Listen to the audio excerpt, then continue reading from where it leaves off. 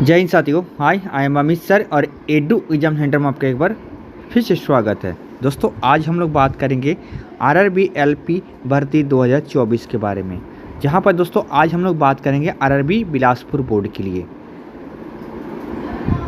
देखिए दोस्तों, आप सभी को पता है कि 25 नवंबर से आप सभी का एग्ज़ाम है एलपी का, ठीक है। अगर आप लोग एग्ज़ाम देने जा रहे हैं, CBT 1 का एग्ज़ाम देने जा रहे हैं, तो CBT 2 के क्वालिफाई करने के लिए आपकी पर शीट कंपटीशन क्या होने वाली है, इसके बारे में बात करेंगे। साथ में हम लोग बात करेंगे कि सेफ स्कोर क्या होगी, इसके बारे में बात करेंगे। चाहे आप किसी भी कैटेगरी से क्यों ना बिलोंग कर रहे हैं, ठीक है, सभी कैटेगरी वाइज हम लोग एक एक करके बात करेंगे, ठीक है, कि इनकी सेफ स्कोर क्या होने वाली है। ओके दोस्तों, साथ में हम लोग बात करें ओवरऑल आपकी जो होगी, है ना, कि पर शीट कंपटीशन क्या होगी, इसके बारे में बात करेंगे, ठीक है। तो चलिए स्टार्ट करते हैं आज के वीडियो ना। बस दोस्तों उससे पहले आप सभी छोटी सी रिक्वेस्ट है मेरा, अगर आपको वीडियो अच्छा लगेगा तो लाइक शेयर कमेंट जरूर कर देगा और अपना दोस्तों से जरूर शेयर कर देगा, ठीक है। तो चलिए स्टार्ट करते हैं, ध्यान से देखिएगा। चलिए तो है ना, सबसे पहले बात कर लेते हैं टोटल वैकेंसी के बारे में। तो आप सभी को पता है आरआरबी बिलासपुर की टोटल अगर वैकेंसी की बात करें तो वैकेंसी आपको यहाँ दिख रहा है कितना है, 4435 वैकेंसी, जो आप सभी को पता है। आप CBT 1 जो देने जाएंगे, ठीक है, उसके बाद जो CBT 2 के लिए कैंडिडेट को बुलाए जाएंगे, इसका जितने भी वैकेंसी है उसका 15 गुना आपको कैंडिडेट को बुलाया जाएगा, है ना। मतलब CBT 1 में जो कटअप बढ़ने के बाद CBT 2 एग्ज़ाम देने जाएंगे, ठीक है। CBT 1 के लिए कितने जाएंगे ये मैं आपको बाद में बात करूंगा। CBT 2 के लिए जब एग्ज़ाम देने जाएंगे वो आपका जितना सीट्स है उसका 15 गुना कैंडिडेट को आपका बुलाया जाएगा। इसका मतलब टोटल जो है यहाँ कितना बुलाया जाएगा आपका, ये आपका है 66,000, है ना, 525 कैंडिडेट को बुलाया जाएगा, ठीक है। और इसी पर आपका जो है पर शीट कंपटीशन अभी निकलने वाला है, ठीक है, याद रखिएगा। चलिए अब हम लोग बात करते हैं, सबसे पहले आपको आवेदन कितना आया, तो आप लोग देख सकते हैं आवेदन जो वहाँ पर आया लगभग वो है आपका 5 लाख, ठीक है। कितना वैकेंसी टोटल कितना आवेदन आया, वो आपका 5 लाख आवेदन आया, ठीक है। अब बात उठती है दोस्तों, ये चीज़ ध्यान से दीजिएगा, क्या 5 लाख लड़के एग्ज़ाम देने जाएंगे CBT 1? ये तो इम्पॉसिबल है, ठीक है। कभी भी दोस्तों याद रखिएगा, कभी भी कोई भी डिपार्टमेंट हो, चाहे आपका डॉक्यूमेंट वेरिफिकेशन का हो, चाहे आपका CBT 1 का एग्ज़ाम हो, चाहे CBT 2 का एग्ज़ाम हो, या अदर कोई भी एग्ज़ाम हो, या जॉइनिंग लेटर हो, है ना, कभी भी कैंडिडेट जो है जितने भी वैकेंसी डाला जाता है या जितना कैंडिडेट को बुलाया जाता है उतने तो जाता ही नहीं है ना। ये सबसे पहले दिमाग से हटा दीजिएगा, ठीक है। तो 5 लाख लड़के तो भर तो देते हैं, इसमें से हो सकता है बहुत से लड़का का पहले से ज्वाइनिंग हो चुका होगा, ठीक है। कुछ का मान लीजिए किसी का तबीयत ख़राब हो गया होगा, कोई किसी का गाड़ी मिस हो गया होगा, तो इस तरह से क्या होगा कि आपके 5 लाख तो नहीं जाएंगे, ठीक है। तो मान के चलिए, क्योंकि इसी साल एग्ज़ाम होने वाला है, कि इसी साल फॉर्म भराया गया तो इसी साल आपका एग्ज़ाम होने वाला है, तो मैं 1% लगभग मान सकता हूँ कि 85% से लेकर आपका 90% के बीच जो है लड़के एग्ज़ाम देने जाएंगे, ठीक है। किसका? 5 लाख का, ठीक है। और मान लेते हैं अगर 5 लाख देने भी जाते हैं, ठीक है, 5 लाख देने जाते हैं तो कितना बनना चाहिए। तो देखिए ये 5 लाख मैंने यहाँ लिख दिया हूँ, ठीक है, मैंने 5 लाख तो लिख दिया। अब यहाँ पर आप देख पा रहे हैं 66,525 को मैंने क्यों लिखा है, क्योंकि जितने वैकेंसी है उसका 15 गुना आपको बुलाया जाएगा, है ना, 15 गुना बुलाया जाएगा। तो इससे मैं निकाल सकता हूँ कि आपकी पर शीट कंपटीशन क्या होने वाली है ना। तो मैंने इससे जैसे ही डिवाइड किया तो मैं देख पा रहा हूँ कि यहाँ पर एक सीट के लिए 8 लड़के फाइट करेंगे।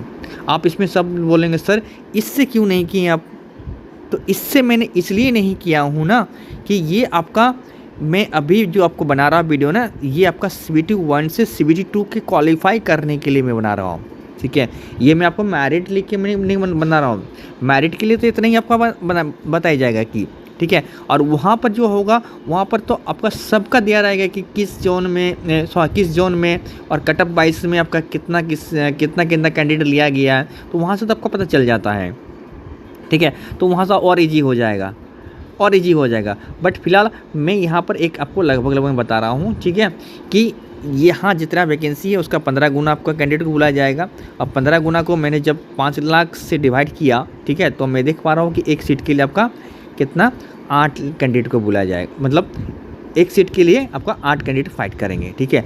बट ये आपका 50 अगर आपका 5 लाख लड़के एग्ज़ाम देते तो, ठीक है। अगर मान के चलते 85% से 80-90% के बीच एग्ज़ाम देते हैं ना, है ना, तो इसमें 90% में मान के चलिए कि 7 लड़के एक सीट के लिए फाइट करेंगे, और अगर 85 पकड़ के लेंगे तो यहाँ पर आपका 6 लड़के एक सीट के लिए फाइट करेंगे, ठीक है।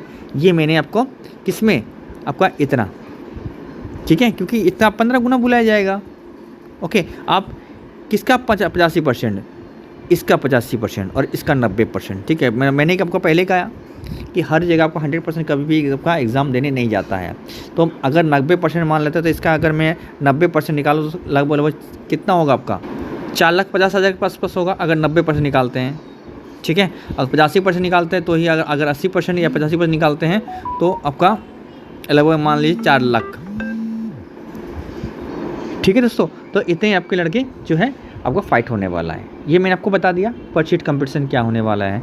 अब मैं बात करूँ थोड़ा सेफ स्कर की बात कर रहा था, ठीक है। तो देखिए सेफ स्कर की बात करूँ तो सेफ स्कर से पहले मैं आपको थोड़ी सी आपकी नॉलेज देना चाहता हूँ कि यहाँ पर प्लस माइनस आपको दिख रहा होगा, ये प्लस माइनस क्या है। देखिए अगर थोड़ी सी ईजी क्वेश्चन आती है ना, तो आपकी ईजी क्वेश्चन आती है तो थोड़ी सी आपका कटअप जो होगा, जितना मैं नंबर बता रहा हूँ इससे थोड़ा सा 3 नंबर और बढ़ेगा, और अगर थोड़ा हार्ड आती है तो जितना मैं नंबर बता रहा हूँ इससे 3 नंबर और घटेगा, ठीक है। याद रखिएगा, ये मैं आपको बता रहा हूँ। और ये 3 नंबर का 50 से घटेगा, है ना। और अगर आपका इजी क्वेश्चन आएगा तो 53 से आपका 3 नंबर और बढ़ेगा, ठीक है, याद रखिएगा।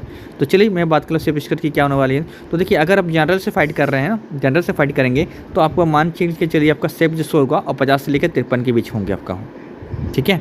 क्योंकि 75 का एग्ज़ाम होने वाला, आपका मार्क्स के एग्ज़ाम होने वाले हैं, ठीक है। तो इसमें मैं आपको बना कर रखा हूँ, ठीक है, याद रखिएगा। तो 50 से लेकर 53 अगर आपको जनरल से फाइट कर रहा है। इस पर अगर ओबीसी से फाइट कर रहे हैं तो आपका कितना होगा 48 से लेकर 51 के बीच आपका जो है ये सेफ स्कर हो सकता है, ठीक है, याद रखिएगा।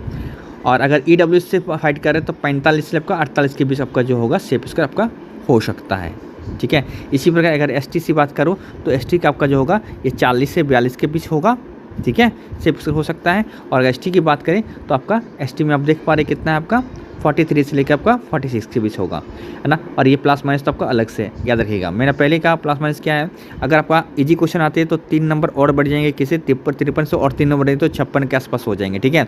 और अगर हार्ड क्वेश्चन होते हैं तो 50 से भी और आपका कम जाएगा 3 नंबर, तो 47 के आसपास हो जाएंगे, ठीक है, याद रखिएगा। ये मैं आपको बता रहा हूँ, तो सभी चीज़ में ये चीज़ लागू होगा, ठीक है, सभी कैटेगरीज में। तो ये रहा दोस्तों आज का वीडियो, है ना। अगर आपका दिल से आपका अगर अच्छा लगा है वीडियो तो लाइक शेयर कमेंट जरूर कर दिएगा और अपना दोस्तों के साथ जरूर शेयर कर दिएगा, ठीक है। तो चलिए स्टार्ट करते हैं। तो मिलते हैं अगले पोर्ट के लिए, है ना। तब तक के लिए see you and take care, bye bye. तब तक के लिए जय माता दी।